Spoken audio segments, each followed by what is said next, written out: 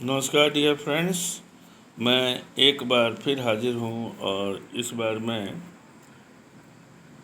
Chapter 8 the unit of life के second part के साथ। फर्स्ट पार्ट में आपने देखा mitochondria, endoplasmic reticulum, Golgi body तक हमने जो सेल ऑर्गेनेल्स हैं उनको डिस्क्राइब किया था, आपके साथ नॉलेज शेयर किया था। अब हम पढ़ेंगे इस बार इस जो आगे के जो टॉपिक है वो जो छूट गए हैं उन सभी टॉपिक्स को हमने कवर करने की कोशिश की है। तो पहले हम पढ़ते हैं प्लास्टिड। प्लास्टिड जो है double membrane bounded cell organelles होते हैं जो स्पेशली प्लांट्स के अंदर पाए जाते हैं। It is absent in animal में एब्सेंट होता है। दूसरा, अगर देखा जाए इससे रिलेटेड प्लास्टिड्स जो की थोड़ी सी हिस्ट्री के बारे में बता दूं तो ये स्किम्पर के द्वारा डिस्कवर किया गया था। हेकल ने इसको क्लोरोप्लास्ट नाम दिया था। प्लास्टिड तीन तरह के जो है यूजुअली रिपोर्ट किए जाते हैं। कौन कौन से तीन तरह के हैं? ल्यूकोप्लास्ट, क्रोमोप्लास्ट और क्लोरोप्लास्ट। तो ल्यूकोप्लास्ट क्या है? इनको कलरलेस प्लास्टिड कहा जाता है क्योंकि इनका कोई कलर नहीं होता है और ये उन पार्ट में, प्लांट के उन पार्ट में पाए जाते हैं जहाँ पर लाइट नहीं पहुँचती है, यानी जो डिवाइड लाइट, जहाँ लाइट नहीं होती है वहाँ पर ये पाए जाते हैं इस तरह के पिगमेंट, क्योंकि लाइट में ये क्लोरोप्लास्ट में कन्वर्ट हो जाते हैं। ठीक है, और मेनली ये स्टोरेज का काम करते हैं। जैसे रूट के अंदर ये स्टार्च को स्टोर करते हैं, जैसे तो स्टेम ट्यूबर, पोटैटो ट्यूबर है वो स्टेम है, उसमें जो है स्टार्च का होता है। सीड्स में आयल का स्टोरिंग होती है, प्रोटीन की स्टोरिंग होती है। तो ये स्टोरेज ऑर्गन के रूप में काम करते हैं। ल्यूकोप्लास्ट के बाद से नेक्स्ट अगर देखा जाए तो वो है ये यहाँ पर ल्यूकोप्लास्ट जो है वो, चूँकि आपने देखा कि ये प्रोटीन को स्टोर कर सकते हैं, फैट को स्टोर कर सकते हैं, कार्बोहाइड्रेट को स्टोर कर सकते हैं। इस तरीके से जो ल्यूकोप्लास्ट है इनको फर्दर तीन कैटेगरी में डिवाइड किया गया है। एमाइलोप्लास्ट। एमाइलोप्लास्ट क्या होते हैं? एमाइलोप्लास्ट वो होते हैं जो स्टार्च को स्टोर करते हैं। एमाइलोप्लास्ट, आपने एमाइलेज का नाम सुना होगा, ये स्टार्च डाइजेस्टिव एंजाइम है। तो एमाइलेज जो होते हैं उन्हीं से एमाइलोप्लास्ट को आप याद कर सकते हैं। जो ये एमाइलोप्लास्ट होते हैं ये स्टार्च को स्टोर करते हैं। प्रोटीनोप्लास्ट प्रोटीन को स्टोर करते हैं। इलियोप्लास्ट आयल या फैट को स्टोर करते हैं। अब इनके एक एक एग्जाम्पल आप देखिए। एमाइलोप्लास्ट यानी स्टार्च को पोटैटो ट्यूबर में स्टोर होता है, आप जानते हैं कि अंडरग्राउंड पार्ट है। व्हीट और मेज के सीड में जो है स्टार्च स्टोर होता है, ठीक है, वो भी सनलाइट से दूर होता है। प्रोटीनोप्लास्ट का एग्जाम्पल है पल्स सीड, जितने पल्स सीड होते हैं उनमें प्रोटीन स्टोर होता है। और इलियोप्लास्ट फैट स्टोरिंग जो सेल्स होते हैं वो मस्टर्ड सीड है या कैस्टर सीड है, या जितने ऑयल यील्डिंग सीड होते हैं उनमें जो है फैट जो स्टोर होता है वो ल्यूकोप्लास्ट में स्टोर होता है और उसको हम लोग इलियोप्लास्ट कहते हैं। ठीक है, इसके बाद प्लास्टिक के बाद आ जाइए क्रोमोप्लास्ट। क्रोमो मतलब होता है कलर। तो ये कलर्ड प्लास्टिक्स है, ये वेरियसली कलर्ड होते हैं, ब्लू कलर, रेड कलर, अलग अलग कलर के होते हैं।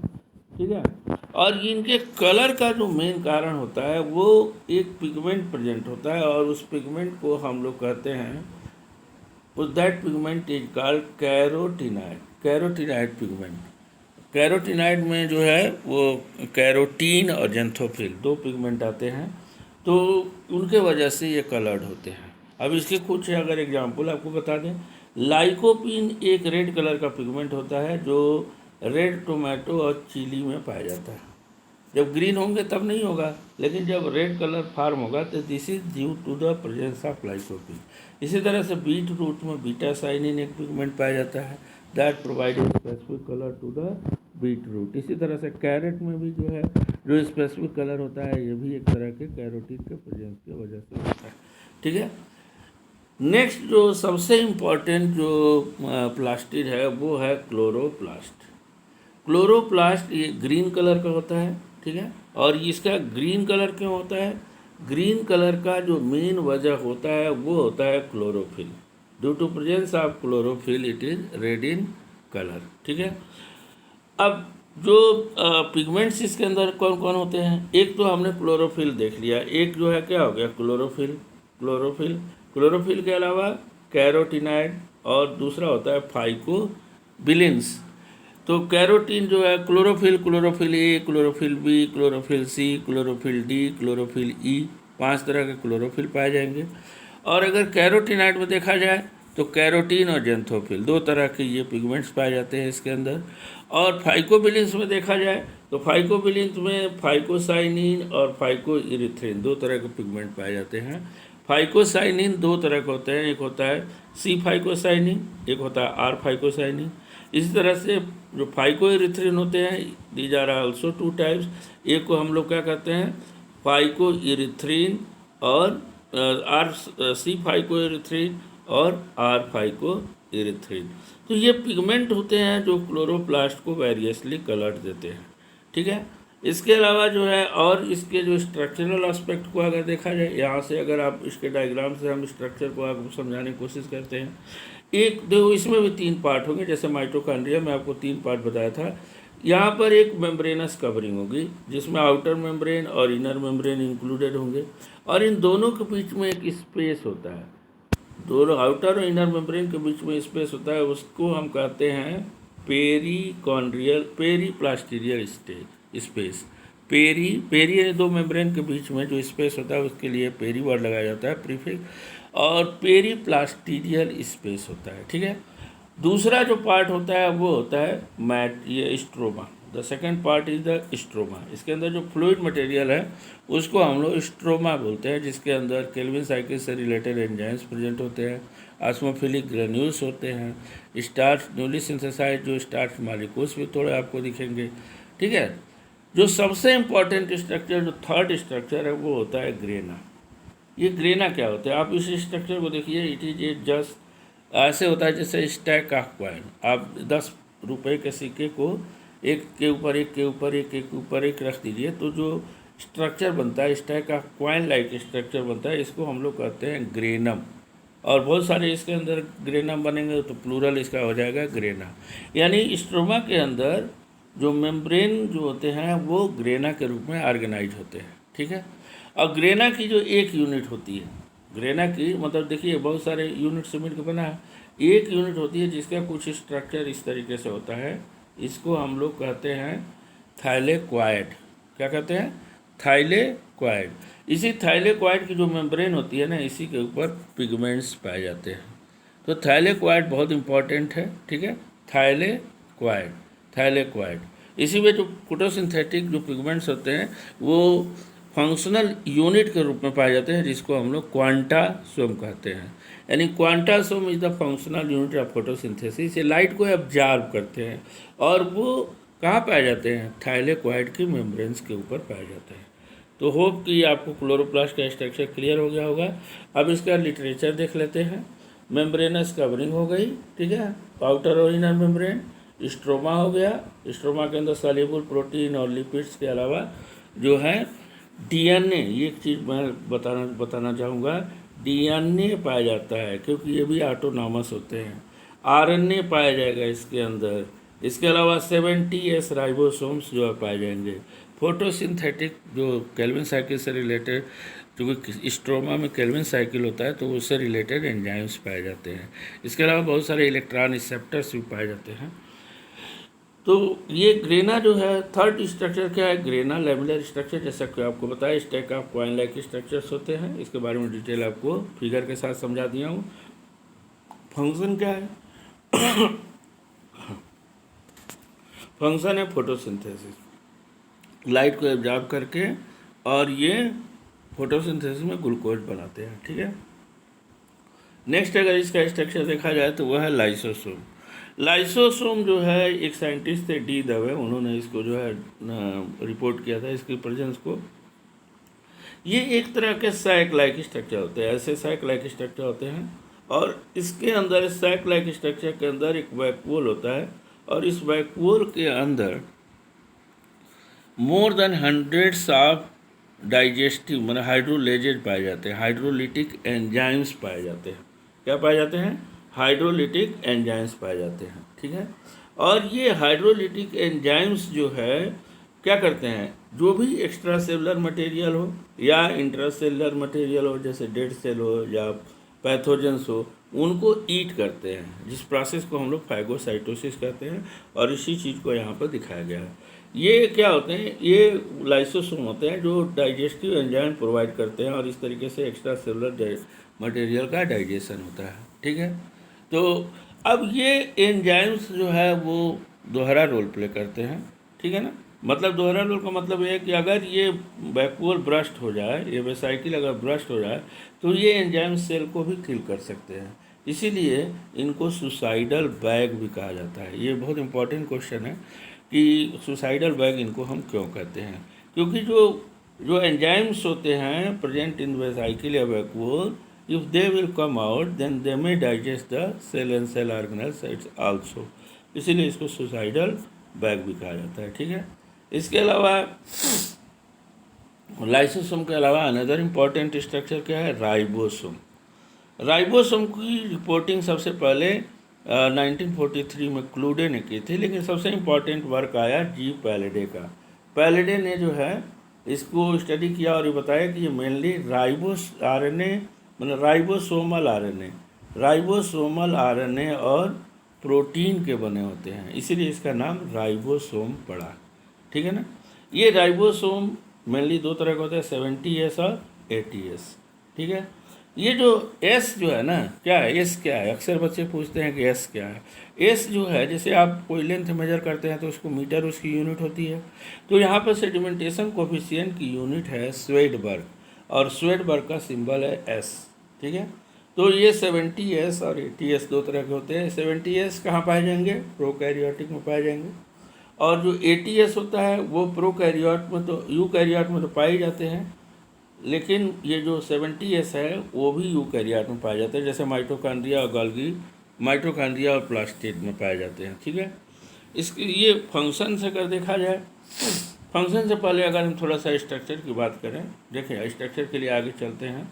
ये स्ट्रक्चर है, कोई भी राइबोसोम हो वो दो पार्ट का है, 70S हो चाहे 80S हो, वो दो पार्ट का बना होता है। एक होती है उसकी स्मॉलर यूनिट और एक होती है लार्जर यूनिट, दोनों फिट होकर के कंप्लीट राइबोसोम बनाते हैं। अब क्योंकि 70S के अगर स्मॉलर और लार्जर को देखा जाए तो 70S में जो लार्जर यूनिट होती है वो होती है 50S। ठीक है, और इसमें 30S होगी स्मॉलर यूनिट, ये किसका है, दोनों मिलकर के 70S बनाएंगे। और जो लार्जर जो मतलब 80S होता है, 80S में ये 60 होगा और ये 40 होगा। ठीक है, तो आप प्लस ना कीजिए क्योंकि प्लस करने पर तो 100 आएगा, लेकिन होता 80 है। ठीक है ना, ओके, चलिए आगे चलते हैं। राइबोसोम का काम है protein synthesis. Centrosome another structure है सेंट्रोसोम। सेंट्रोसोम का जो है वो, ये सेंट्रोसोम दो सेंट्रियोल से मिलकर बने होते हैं। इनके बारे में अगर देखा जाए, सेंट्रोसोम किसे होंगे, centrosome consist of centriole, a pair of centriole जो एक दूसरे के अपोजिट होते हैं। ठीक है ना, जैसे आप अगर स्ट्रक्चर देखा जाए, ये इस तरीके का स्ट्रक्चर है, तो एक सेंट्रियोल यहाँ पर, एक सेंट्रियोल यहाँ पे प्रेजेंट हो, एक दूसरे के अपोजिट होंगे, और चारों तरफ एक मटेरियल प्रेजेंट होगा, पेरी सेंट्रियोलर मटेरियल, उसका नाम है सेंट्रोस्फीयर या काइनोप्लाज्म, इसको कहा जाता है। क्या कहते हैं इसको, सेंट्रोस्फीयर या काइनोप्लाज्म कहते हैं। ठीक है, अगर हम सेंट्रियोल का स्ट्रक्चर देखें तो each centriole has a cartwheel like structure with 9 evenly spaced microtubule triplet. ठीक है, at the periphery connected to the central proteinaceous hub by radial spokes. अब इस स्ट्रक्चर को ज़रा समझने की कोशिश कीजिए। देखिए मैं यहाँ पर कोशिश कर रहा हूँ डायग्राम को बनाने के लिए। ये सेंट्रल में प्रोटीनेशियस हब होता है और ये 9 जो है ऐसे इनमें स्पोक्स निकले होते हैं ऐसे, और ये 9 स्पोक्स जो है माइक्रोट्यूब्यूल के ट्रिपलेट से ऐसे जुड़े होते हैं। ये 3 जो ट्यूब्यूल्स हैं, ठीक है, पेरीफेरी के तरफ जो माइक्रोट्यूब्यूल का ट्रिपलेट होता है उससे ये स्पोक्स के द्वारा जुड़े होते हैं, और ईच ट्रिपलेट ऑफ माइक्रोट्यूब्यूल आपस में भी ये ऐसे जुड़े हुए होते हैं। ठीक है ना, तो इस तरीके से जो स्ट्रक्चर बनता है उसको हम लोग सेंट्रियोल कहते हैं, और 2 सेंट्रियोल से मिलकर एक सेंट्रोसोम बनता है। और इनका जो मेन रोल है वो है, एक तो पार्ट ये basal part of the flagella बन जाते हैं, एक तो ये बेसल पार्ट ऑफ फ्लैजिला बना लेंगे, ठीक है ना।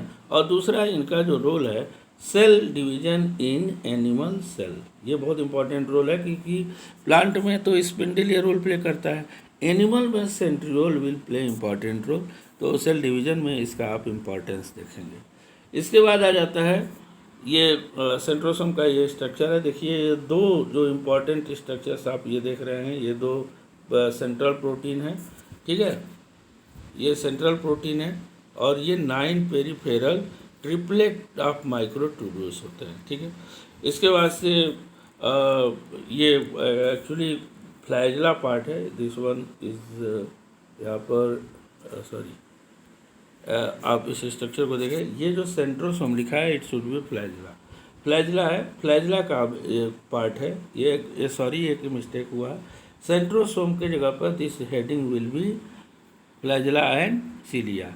ये जो स्ट्रक्चर है फ्लैजिला और सीलिया का है, और जो हमने स्ट्रक्चर समझाया था इससे थोड़ा सा डिफरेंट, हालांकि इसी से मिलता जुलता है, थोड़ा सा डिफरेंट है, जो कि हमने आपको पहले समझाया था। सीलिया में क्या होता है, आप सीलिया को देखिए, सीलिया को जानने की कोशिश कीजिए। सीलिया में 3 पार्ट होते हैं, एक बेसल पार्ट होता है, एक बेसल प्लेट होती है, और एक एक्सोनिम्स होता है। जैसे कोई ऑर्गेनिज्म है तो उसमें ऐसे सीलिया निकला है तो ये एक्सोनिम हो गया, यहाँ पर बेसल प्लेट होती है, और जहाँ से जुड़ा हुआ होता है वो बेसल बॉडी होती है, जो सेंट्रियोल का ही पार्ट होता है, ठीक है। तो यहाँ पर जो बेसल बॉडी होती है, जो किसी सेल के मेम्ब्रेन में इम्बेडेड होती है, वो 9+2 अरेंजमेंट दिखाते हैं, यानी सेंटर में 2 प्रोटीन नहीं होंगे, पेरीफेरी में 9 प्रोटीन्स होंगे, ठीक है। और जो बेसल प्लेट है ये 9+2 अरेंजमेंट दिखाते हैं, और ये जो ये स्ट्रक्चर होता है जो इसको हम लोग एक्सोनिम कहते हैं, जो रियल फ्लैजिला की बॉडी होती है, ठीक है, ओके।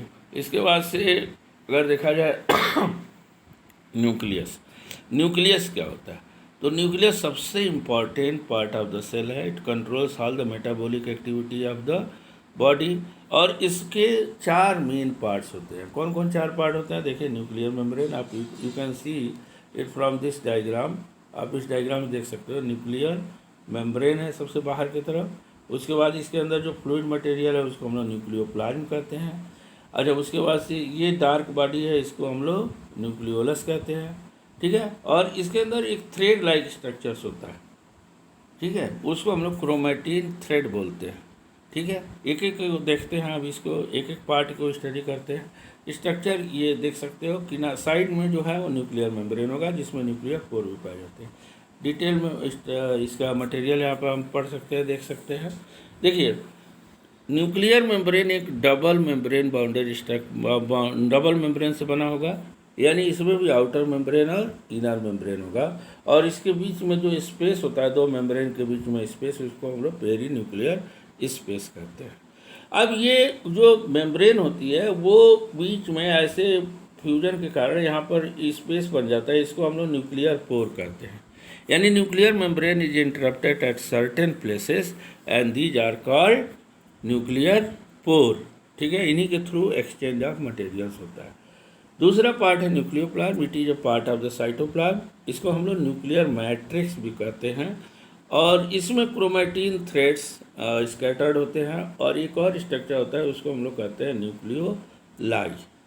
अच्छा, अब उसी न्यूक्लियोलाई तो प्लूरल हुआ, न्यूक्लियोलस, अगर एक है तो न्यूक्लियोलस, और अगर एक शादी कहते हैं न्यूक्लियोलाई।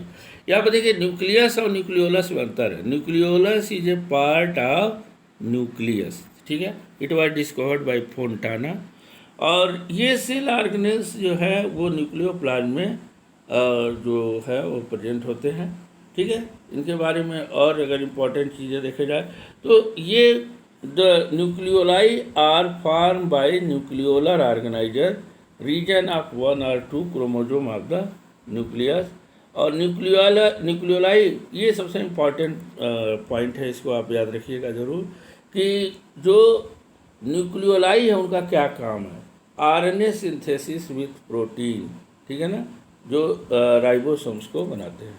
दूसरा पॉइंट क्या है, ये active site of the synthesis of ribosomal RNA, ये सबसे इम्पॉर्टेंट पॉइंट है, active, it is active site of synthesis of ribosomal RNA, ठीक है। और RNA combine with protein to form ribosome, ठीक है। जो राइबोसोम जो है वो leave the nucleus through the nuclear pore. अब न्यूक्लियस का जो सबसे इम्पॉर्टेंट स्ट्रक्चर है वो है क्रोमैटिन नेटवर्क। जो न्यूक्लियोप्लास्ट के अंदर जो क्रोमैटिन थ्रेड्स होते हैं उनका एक नेटवर्क पाया जाता है, ठीक है, जो क्रोमैटिन मटेरियल का बना होता है। क्रोमैटिन किससे बना होता है? It is a chemically it is a nucleoprotein. Nucleoprotein का मतलब ये हुआ कि ये न्यूक्लिक एसिड और प्रोटीन से मिलकर बना होगा। किस से मिलकर होगा? क्रोमैटिन जो है वो न्यूक्लिक एसिड और प्रोटीन से मिलकर बना होगा, ठीक है। न्यूक्लिक एसिड यानी मेनली डीएनए से मिलकर बना होगा, डीएनए और प्रोटीन। अब प्रोटीन में क्या होगा? हिस्टोन प्रोटीन है जो यूकैरियोटिक सेल का इम्पॉर्टेंट पार्ट है। और ये जो हम लोग डिस्क्रिप्शन दे रहे हैं ना, ये डिस्क्रिप्शन यूकैरियोटिक न्यूक्लियस का है, क्योंकि प्रोकैरियोट में न्यूक्लियस होता ही नहीं है, ठीक है। दूसरा, नॉन हिस्टोन प्रोटीन्स भी पाए जाते हैं और इसके अलावा इसमें आरएनए भी पाए जाते हैं। एक और इम्पॉर्टेंट चीज़ है, क्रोमैटिन थ्रेड को अगर हम डाई से स्टेन करें, ठीक है, तो दो रीजन हमको स्पष्ट दिखाई देते हैं। एक थीक बैंड मिलेगा और एक लाइट बैंड मिलेगा। तो जो थीक बैंड मिलता है उसको हम लोग हेटेरोक्रोमैटिन कहते हैं, और जो लाइट मिलता है उसको हम लोग लाइट स्टेंड जो रीजन होता है, जो एक्टिव पार्ट होता है, एक्टिव प्रोटीन रिप्लिकेशन इनका होता है, इनका क्विक रिप्लिकेशन होता है, इनका लेट रिप्लिकेशन होता है। तो ये हेटेरोक्रोमैटिन और यूक्रोमैटिन कहे जाते हैं, ठीक है। हेटेरोक्रोमैटिन क्या है? ये डार्कली स्टेंड पार्ट रीजन है और ये इनका लेट रिप्लिकेशन होता है। जो यूक्रोमैटिन है ये थीन जो लाइट स्टेंड पार्ट है और इनका रिप्लिकेशन बहुत आसानी से होता है, ठीक है। अब न्यूक्लियस के बारे में ये पार्ट रहा। इसके बाद से क्रोमोसोम। अभी आपको पता है जो क्रोमैटिन जो थ्रेड्स होते हैं at the time of cell division condense होकर के और थिक थ्रेड लाइक स्ट्रक्चर्स में कन्वर्ट हो जाते हैं। कब? At the time of cell division. Cell division के समय जो क्रोमैटिन थ्रेड होंगे वो fix number of thick thread like structures में बदल जाएंगे। इनको हम लोग क्रोमोसोम कहते हैं। अब इस क्रोमोसोम के स्ट्रक्चर को आप यहाँ से देख सकते हैं कि एक क्रोमोसोम जो है दो क्रोमैटिड से मिलकर बना है। एक क्रोमैटिड से दो क्रोमैटिड 1, क्रोमैटिड 2 से मिलकर बना होता है, और दोनों क्रोमैटिड एक प्लेस पे जुड़े होते हैं जिसको हम लोग सेंट्रोमियर कहते हैं, ठीक है, सेंट्रोमियर कहते हैं इसको, ठीक है। अब ये जो सेंट्रोमियर्स होते हैं, ये जो सेंट्रोमियर है इनका जो साइड सेंट्रोमियर में एक डिस्क शेप्ड स्ट्रक्चर्स प्रेजेंट होते हैं सेंट्रोमियर के साइड में, जिसको हम लोग काइनेटोकोर कहते हैं। दोनों की पोजीशन ऑलमोस्ट सेम होती है, ठीक है। अच्छा, ये हो गया क्रोमोसोम। अब ये जो सेंट्रोमियर की पोजीशन होती है ये वेरी करती रहती है। यहाँ पर आप देखिए कि यहाँ पर जो सेंट्रोमियर की लोकेशन एकदम सेंटर में है और ये दोनों जो आर्म्स हैं वो इक्वल है। तो ये जो सेंट्रोसोम दिखाया गया है ये मेटासेंट्रिक क्रोमोसोम है, ठीक है ना। अच्छा, क्रोमोसोम का हम लोग बेस्ट स्टडी करते हैं मेटाफेज में। माइटोसिस के मेटाफेज का जो क्रोमोसोम होता है that is suitable for the study of chromosome, ठीक है। इसके बाद इसका जो चेंज होता है ना, शेप आप चेंज होता रहता है। इंटरफेज में तो आप क्रोमैटिन थ्रेड के रूप में देखोगे, ठीक है। अब इसके बाद से नेक्स्ट पार्ट है type of chromosome on the basis of chromosome. तो क्रोमोसोम को डिवाइड किया किस बेस पर? सेंट्रोमियर की पोजीशन पे। अगर देखिए यहाँ पर अगर सेंट्रोमियर की पोजीशन यहाँ मिडिल में है, एकदम exact in the mid of the chromosome, तो इसको हम लोग कहते हैं मेटासेंट्रिक। अगर क्रोमोसोम की पोजीशन मिड से थोड़ा सा ऊपर है तो इसको हम लोग कहेंगे एक्रोसेंट्रिक। और अगर क्वार्टर पोजीशन पर है, माने 1/3 फ्रॉम द वन साइड, चाहे इधर से चाहे इधर से, तो इसको हम लोग सब मेटासेंट्रिक कहते हैं। क्वार्टर यानी मान लो अगर 4 सेंटीमीटर का क्रोमोसोम है तो 1 centimetre just below from either इस साइड से चाहे इस साइड से, फ्रॉम एनी साइड, तो इसको हम लोग कहते हैं सब मेटासेंट्रिक। और जो अगर एकदम टिप पे हो तो इसको हम लोग कहते हैं टीलोसेंट्रिक। अब इसमें देखो मेटासेंट्रिक में दोनों आर्म्स जो है ऑलमोस्ट इक्वल होंगे, लेकिन सब मेटासेंट्रिक में all arms are not equal. लेकिन यहाँ पर देखिए तो इनका जो रेशियो होगा आर्म का वो क्या होगा 3:1 होगा। ये longer one is 3 times greater than the smaller one. और टीलोसेंट्रिक में तो बहुत ये इसमें अलग अलग सेंट्रोमियर की पोजीशन के कारण एनाफेज में ये अलग अलग शेप बनाते हैं। जैसे मेटाफेज भी शेप बन जाएंगे, ठीक है। सब मेटासेंट्रिक जो होंगे वो एल शेप बना देंगे, टीलोसेंट्रिक आई शेप बना देंगे। तो ये अलग अलग शेप जो एनाफेज में बनते हैं, this is due to presence of the centromere in the chromosome, ठीक है। तो this is all about the second part of the cell the unit of life. आपको कैसा लगा ये वीडियो, ये मेरा कोशिश मेरी ये आपको अगर अच्छी लगी तो लाइक कीजिए, शेयर कीजिए और कमेंट करके ज़रूर बताइए कि इसमें और क्या क्या सुधार किया जा सकता है, ठीक है। Thank you very much.